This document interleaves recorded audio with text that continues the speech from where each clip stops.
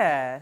My name is Amara Enyia, and I am a municipal consultant, which means I work with small to mid-sized cities, consulting with mayors and city managers across a broad array of policy issues. I also work in various communities, mainly in the Chicago area on different sides of the city. And I'll be giving 5 tips on effective community organizing.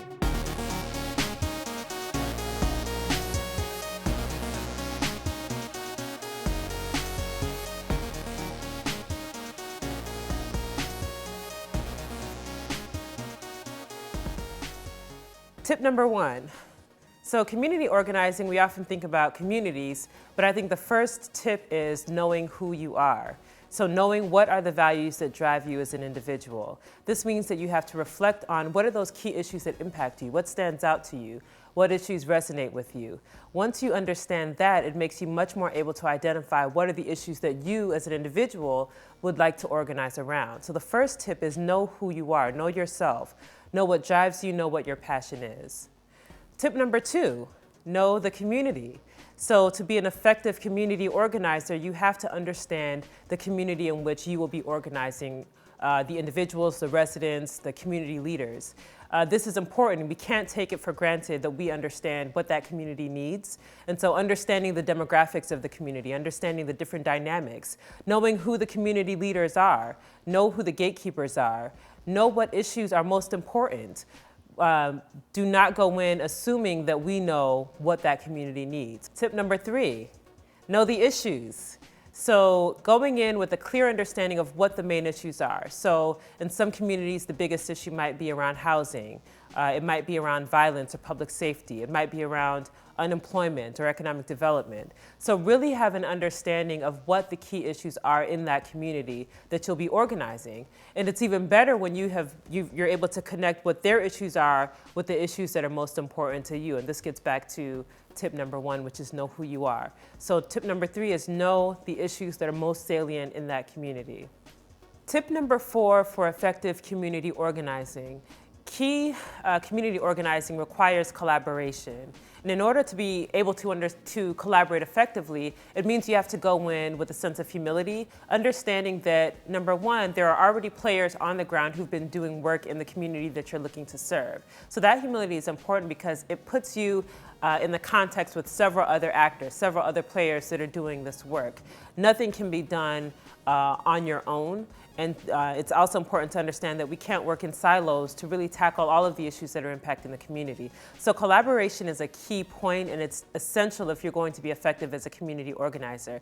This means that we have to do the work to get to know who are the other players in that field, who are the other entities, the other nonprofits, the other community leaders that have been on the ground doing the work, and how best do you fit within that framework. What this does is it prevents you from recreating the wheel. It also prevents you from having to step on any toes from people who've already been doing the work in that space. So effective community organizing means that you have to be an effective collaborator and understand how important it is to work within a system of individuals and organizations that are doing work in that community. Tip number 5. Galvanizing resources, and by resources I mean human capital resources as well as financial resources. Effective community organizing takes money, and to be able to mobilize people, you do have to have financial resources. But more importantly is how well can you galvanize human capital resources. This means understanding the strengths that are already there. Who's already on the ground, and how can you leverage them to help build your vision or to build really the community's vision for the issues that they're organizing around. So tip number 5 is definitely it's essential to bring in resources, both human capital and financial resources, to make sure that you have adequate support for your organizing effort. So the bonus tip number 6 for effective community organizing. People are drawn to positive things. People are drawn to positive visions. And so organizing is a lot of work. It's hard work, but it should also be fun, and it should be something that attracts people. One thing that good leaders do in the community is that they galvanize people to onboard to their vision. So they're able to articulate a clear vision that's something that people want to become a part of. That's how effective community organizing is done. That's how movements are started. And so having a positive organizing experience is another way to be very effective. And that means that you build people up, you build up the community, that you usually would take an asset-based approach to organizing. So instead of concentrating on the negatives or concentrating on the problems in the community, really being able to identify what are the positive things that we do have to work from.